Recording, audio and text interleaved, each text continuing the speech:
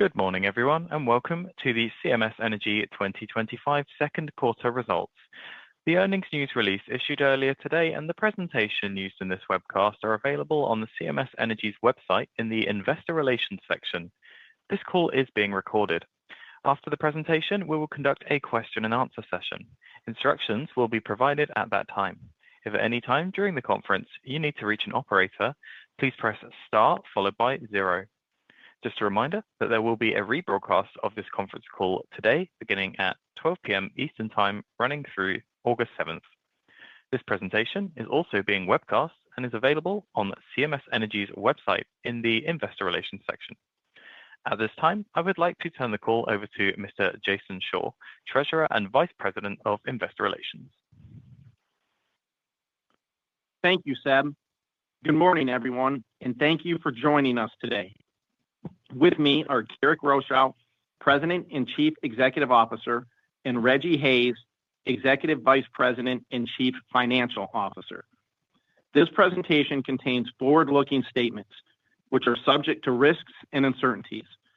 Please refer to our SEC filings for more information regarding the risks and other factors that could cause our actual results to differ materially. This presentation also includes non-GAAP measures. Reconciliations of these measures to the most directly comparable GAAP measures are included in the appendix and posted on our website. And now I'll turn the call over to Garrick. Thank you, Jason, and thank you, everyone, for joining us today.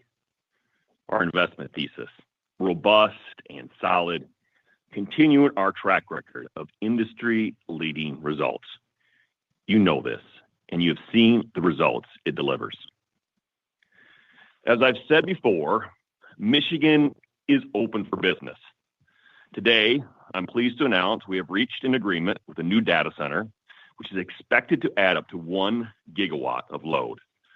This load is incremental to our plan and part of the 9-gigawatt pipeline that we have been working to locate in our service area. We expect this load, early ramp, to start to show up in the latter portion of the 5-year plan. We continue to see positive momentum with data centers within the 9-gigawatt pipeline and expect additional progress once we finalize the data center tariff. In addition to load growth from data centers, Michigan is on the move. Grand Rapids, the heart of our electric service territory, was recently ranked the #1 city on the rise in the U.S. by LinkedIn, highlighting their diverse industries from tech, insurance, manufacturing, and healthcare. This area is growing nicely, bringing jobs and people to the state.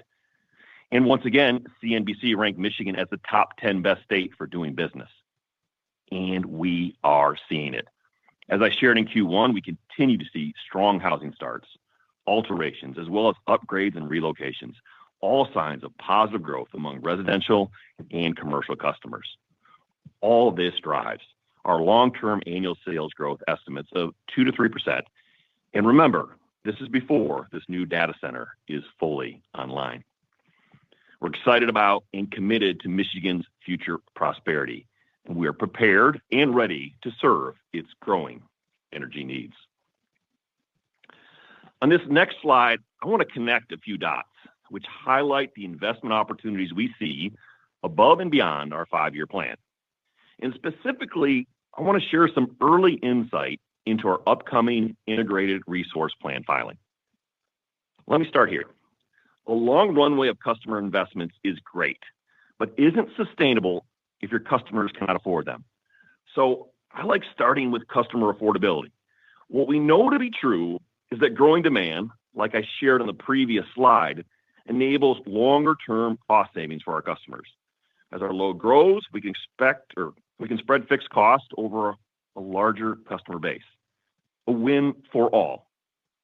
Add to it our ability to realize savings through the CE Way, episodic cost-saving opportunities, and our energy waste reduction program. And we have multiple ways to keep bills affordable for our customers.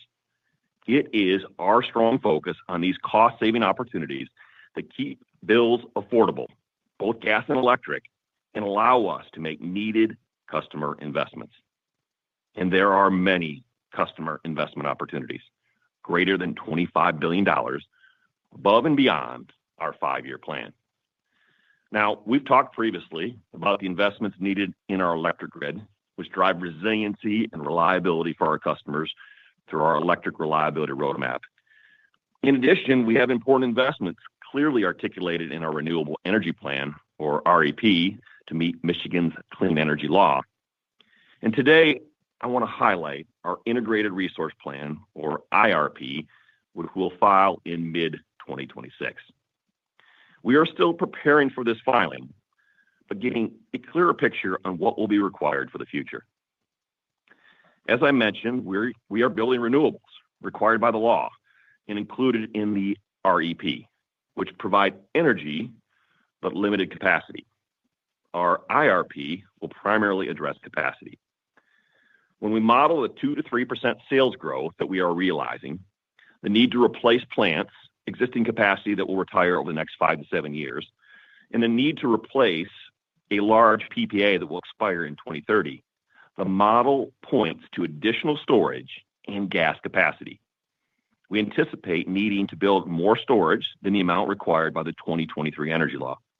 We currently see this as a mix of owned and PPAs with the financial compensation mechanism. And of course, we'll take advantage of supportive tax credits for storage. We also anticipate new gas capacity at multiple locations, and we are well into the planning and preparations to realize this need. Our first cut looks like an additional $5 billion of opportunity outside the 5-year plan. But understand that this is an early number and could be higher. We'll continue to keep you updated as the preparation continues prior to this filing of this important IRP. As I've shared before, CMS has a long history of working effectively with all administrations, and I continue to be proud of our agility as the federal environment continues to evolve. Let's start with the One Big Beautiful Bill Act and how it impacts the utility. As we understand the provisions today, our renewable projects within the 5-year financial plan are well positioned to meet timelines and requirements to receive full production and investment tax credits, as well as transferability through 2029. These de-risk $4.5 billion of capital, the renewable portion of the 5-year plan at the utility. It also ensures full transferability of the tax credits, which Reggie will summarize in a moment. This puts us well on track for the 2030 renewable requirement in Michigan's energy law in a way that maintains affordability for our customers. And recall that to the degree we see affordability concerns post-2029, we have options within the law to mitigate costs, including out-of-state PPAs, where capacity factors may be higher, or an extension to the compliance period. At a minimum, we're seeing cost savings on self-build projects through good lean engineering, the CE way, to further take costs out for our customers. Now let me address Northstar. Again, this business makes up approximately 5% of the earnings mix, so it is small, with the majority of the growth at Dearborn Industrial Generation, or DIG, with energy and capacity sales. The renewables portion of the business is very small, where we typically complete 1 to 2 solar projects a year with utility-like returns or better. At Northstar, our renewable projects are safe harbored through 2027 with some options in 2028. Many of these projects are already contracted with off-takers, material secured, and a solid plan to execute, including strong contractual language. As we move forward, we'll continue to evaluate the need for capital across the business, as we always do. We'll be mindful of the return on those investments. In light of the passage of the One Big Beautiful Bill and subsequent executive order, we're using a sharp pencil in the 5-year planning process, which is well underway. This includes growing value at DIG and recontracting both energy and capacity as both markets continue to be strong, and the ability and willingness to shift capital to utility investments that benefit our customers. Shifting to the Federal Power Act 90-day emergency order, in May, we were ordered by the Department of Energy, or DOE, to continue to operate our J.H. Campbell coal facility. We are complying with that order and dispatching into MISO. We are also currently reviewing our maintenance and investment plans for the facility should we see a push for longer-term use. Keep in mind, the DOE's order provides for cost recovery. We have filed a request with FERC for recovery from all MISO North and Central customers who are served and benefit from this supply resource. We expect a positive outcome from this proceeding that will be good for all stakeholders. Finally, our minimal exposure to the auto industry, diverse supply chain, and continued focus on moving to U.S.-based suppliers further limits potential tariff impacts. Recall, much of the exposure is related to capital equipment, which means any impact would be spread over the life of the asset and with minimal impact to earnings and customer rates. To date, we've only experienced about $250,000 in increases. Again, I appreciate the team's efforts on multiple fronts to continue to position CMS Energy for success in what is a dynamic federal environment. I want to take a moment to highlight Michigan's constructive regulatory environment. Last month, the Commission approved the first ever storm deferral at the utility, a new precedent for Michigan. It speaks to our performance during the March and April ice storms and the constructive nature of this Commission. While this isn't a unique aspect in the utility sector, it was noted as a best practice by Liberty Consulting in the third-party distribution audit and was approved by the Commission in a timely fashion. This is a great step to strengthen an already strong regulatory environment in the state. We continue to be supportive of the Liberty audit of our distribution system. It was commissioned by the MPSC, and the results point directly to the important investments needed to improve reliability for our customers and bolsters the game plan we laid out in our reliability roadmap. We will continue to weave the audit findings into future rate cases. Now, jumping to the rate cases, on the electric side, our current rate case filing is larger than what you've seen from us in the past at a $460 million revenue increase and is well aligned to significantly improve reliability for our customers through additional capital investments and O&M, including vegetation management. To frame this case from an affordability perspective, if we were to achieve 100% of the rate case ask, our residential electric bills will continue to be below the national average. In our gas case, we saw a very constructive recommendation from the staff supporting approximately 80% of our revised ask and about 95% of our capital. And while we're always open to settlement, we're confident in the investments we need to make in the quality of our case and comfortable going the distance to a fully adjudicated order. For our longer-term filings, we expect an order in our Renewable Energy Plan, or REP, by mid-September. Our REP will further define our renewable investments and feeds into our integrated resource plan that we'll file in mid-2026. We are making important investments for our customers in the future of our growing state, and we continue to see constructive outcomes time and time again. Finally, I'd like to take a moment to welcome our new Commissioner, Shaquila Myers, who was appointed earlier this month by the governor. Commissioner Myers has an impressive background. She was a member of the governor's senior leadership team and previously led Speaker of the House, Joe Tate's office, as his chief of staff. She understands the importance of economic development to bring good-paying jobs to Michigan and played an instrumental role in the development of the 2023 energy law. We look forward to working with Commissioner Myers and the rest of the commission and staff, as we have in the past, to reach constructive regulatory outcomes. Now, on to the financials for the quarter. We are in a strong position heading into the second half of the year. For the first half, we reported adjusted earnings per share of $1.73, well ahead of our budget and where we had planned to be according to our full-year guidance. The team has delivered strong performance, particularly in Q2, on all fronts: regulatory, operations, and financial. Therefore, we remain confident in this year's guidance and long-term outlook and are reaffirming all our financial objectives. Our full-year guidance remains at $3.54 to $3.60 per share, with continued confidence toward the high end. Longer term, we continue guide toward the high end of our adjusted EPS growth range of 6 to 8%. With that, I'll hand the call over to Reggie. Thank you, Garrick, and good morning, everyone. On slide 9, you'll see our standard waterfall chart, which illustrates the key drivers impacting our financial performance for the first 6 months of 2025 and our year-to-go expectations. For clarification purposes, all of the variance analyses herein are in comparison to 2024, both on a year-to-date and a year-to-go basis. In summary, through the first half of 2025, we delivered adjusted net income of $518 million, or $1.73 per share, which compares favorably to the same period in 2024, largely due to the absence of unfavorable weather from the prior year and continued constructive regulatory outcomes.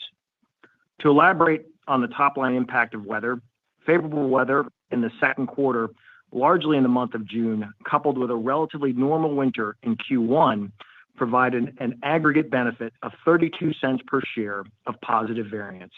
And it's worth noting that the weather outlook in our service territory remains quite good for the balance of the summer. Rate relief, net of investment-related expenses, resulted in 9 cents per share of positive variance due to constructive outcomes achieved in our electric rate order earlier in the year and our gas rate case settlement in the second half of 2024. Moving on to cost trends, you'll notice in the third bar on the left-hand side of the chart, 4 cents per share of negative variance versus a comparable period in 2024, due in large part to increased vegetation management in accordance with our electric reliability roadmap. What's less visible in that bar on the chart, but still quite meaningful, is the favorable impact of the aforementioned service restoration expense deferral granted by the Commission in June, which enabled us to establish a regulatory asset on the balance sheet for the substantial costs incurred during the March-April storm. This timely and supportive action by the Commission is not only a testament to the historic nature of the storm and our strong restoration efforts, but it's also worth repeating the constructive nature of the Michigan regulatory environment. Rounding out the first 6 months of the year, you'll note a negative variance of 27 cents per share, highlighted in the catch-all bucket in the middle of the chart.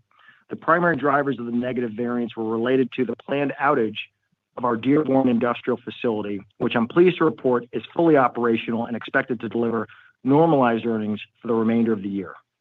In addition, we anticipate back-end weighted tax benefits from select renewable projects at Northstar. Other notable drivers in this category include the impact of parent financing activities thus far in 2025 and slightly lower electric and gas non-weather sales volumes. Looking ahead, as always, we plan for normal weather, which equates to 11 cents per share of positive variance for the remainder of the year, given the absence of the mild temperatures experienced in the fourth quarter of 2024. From a regulatory perspective, we're seeing 18 cents per share of positive variance, which is largely driven by the aforementioned electric rate order received from the Commission earlier this year and the expectation of a constructive outcome in our pending gas rate case. Closing out the glide path for the remainder of the year, as noted during our Q1 call, we anticipate lower O&M expense at the utility, driven by the usual cost performance fueled by the CE Way, which we're estimating at 1 cent per share of positive variance. Lastly, in the penultimate bar on the right-hand side of the chart, you'll note an estimated range of 14 to 20 cents per share of negative variance, which largely consists of the absence of select one-time countermeasures from 2024 and the usual conservative assumptions around weather-normalized sales and parent financings, among other items. Given our strong year-to-date performance, particularly in the second quarter, we remain confident in our ability to deliver on our full-year financial objectives to the benefit of all stakeholders. Moving on to credit quality, it is worth noting that Moody's reaffirmed our credit ratings in May, as noted at the bottom of the table on slide 10, and we are currently working through the review process with S&P. Longer term, we'll continue to target solid investment-grade credit ratings and will manage our key credit metrics accordingly as we balance the needs of the business. Slide 11 offers an update to our funding needs in 2025 at the utility and at the parent. With 2 quarters under our belt in 2025, I'm pleased to report that we have completed the vast majority of our financing plan for the year. And as you'd expect, we're busy evaluating alternatives for our remaining funding needs at the parent. To that end, it's worth noting that we have executed 40 equity contracts of approximately $350 million, thus de-risking roughly 70% of our planned equity needs for the year. Lastly, we continue to see strong appetite in the bilateral market for tax credit transfers and are on track to complete our planned monetizations for the year. Longer term, we'll continue to utilize this funding vehicle as a source of liquidity while available. To that end, as Garrick noted, based on the expected in-service dates of our renewable project pipeline, as well as the construction status on projects in the outer years of our plan, we are well positioned to execute on approximately $700 million of tax credit transfers in our 5-year plan. As I've said before, our approach to our financing plan is similar to how we run the business. We plan conservatively and capitalize on opportunities as they arise. This approach has been tried and true year in and year out and has enabled us to deliver on our operational and financial objectives irrespective of the circumstances to the benefit of our customers and investors. And this year is no different. And with that, I'll hand it back to Garrick for his final remarks before the Q&A session. Thanks, Reggie. We've had a great quarter, and we are well positioned to deliver on the full year. What I'm even more excited about is how this team continues to deliver great outcomes for our customers and investors. The data center agreement is a big win and reflects progress in our growth, as well as the opportunity to invest in new renewable and thermal resources. It is an exciting time in this industry, and CMS Energy is well positioned. With that, Seb, please open the lines for Q&A. Thank you very much, Garrick. The question and answer session will be conducted electronically.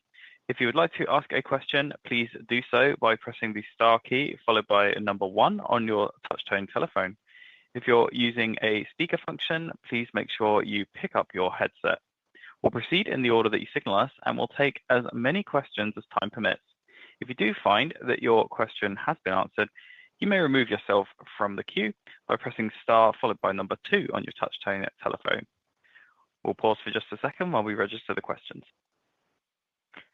And our first question is from Julien Dumoulin-Smith at Jefferies. Please go ahead. Hey, good morning, team. Thank you very much, and nice progress again. Good morning to you. Hey, Julien. Hey, guys. Good morning. Hey, good. I'm looking forward to the next video, Julien. I was going to say I'm looking forward to the next video, Julien. Yes, indeed. You better believe it. We got to wear another rally cap. With that said, I wanted to, speaking of rally, how about this gigawatt that you announced this morning? I just would love to get a little bit more details here. I mean, how do you think about the ramp and the load? You said it's towards the end of your outlook. Can you elaborate a little bit more specifically? And then also, can you elaborate a little bit more about how this fits into your resource mix? I know that this is somewhat dynamic itself, but can you elaborate at least preliminarily on how you're thinking about it? And when you say it's ramping up in the back half of the plan, like, when do you get to that gigawatt? I mean, is it just a few hundred megawatts towards the back half of the plan? Just give us a little bit more if you can, and I appreciate it. Yeah, we're excited about the opportunity here. Teams did a nice job of converting part of this 9 gigawatt pipeline. So we have agreement in place, and the counterparty has put a significant amount of money or capital into this agreement, and that is really to secure materials and equipment and be able to do final design work. And so, again, nice progress from that perspective. But from a ramp perspective, those conversations continue with the counterparty. And specifically, it's in 29 or 30. And then we're also looking at that ramp rate, right? And so that's kind of the framing. So that's, we'll see early ramp, early megawatts show up in that 2029 or 2030 timeframe. And then how fast is still being determined in the discussions with the counterparty. So that gives you a little flavor of that.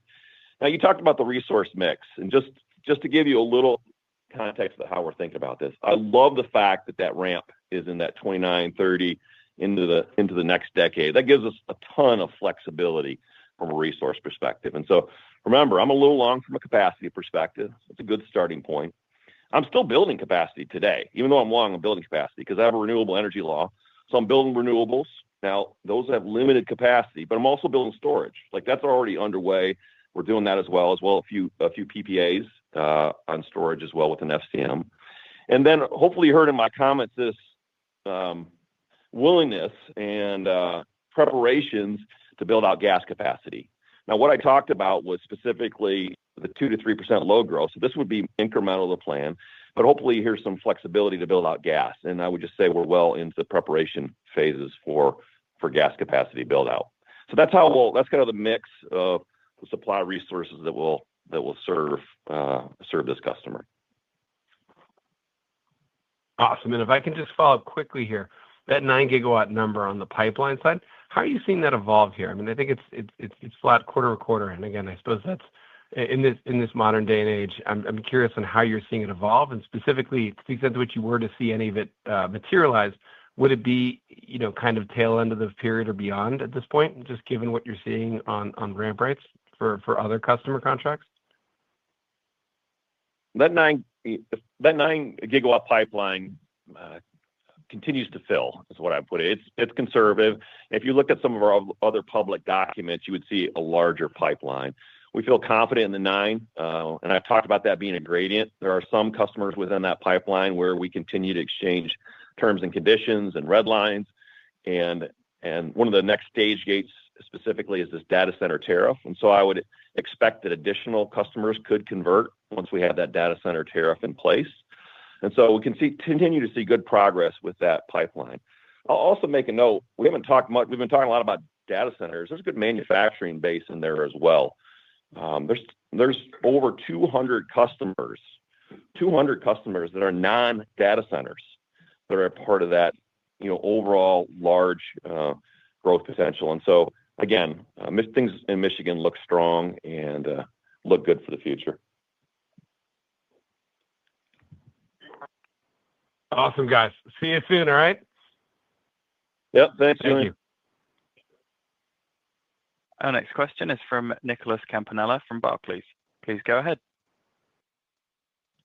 Hey, morning, everyone. Morning, Nick. Thanks for the time. Morning. Hey, Yeah. I wanted to pick up where you left off there and just be a little bit more clear on how the 1 gigawatts of new data center customer interacts with the $5 billion of CapEx upside in the IRP. Is it just like, is there like a tipping point where if you do like another gigawatt, then you go back and revise that $5 billion number? And just where is the point in which you look at a higher than 2 to 3% long-term sales outlook, if that makes sense? Yeah, let me broaden your question a bit as well. So when I think we'll of course do another capital update in the Q4 call, and there are several things that I see about that. We'll update the grid numbers, the reliability, resiliency piece, and the economic development projects will fall into that. So you'll see that grow. We'll have the REP. It'll be approved by that time. And so you'll see the renewables, and that'll be a big piece of that 5-year plan as well. And here's the thing about that renewables piece that I want to point out is that what we're seeing with the passage of the Big Beautiful Bill Act is that there are more developers that are pulling projects forward.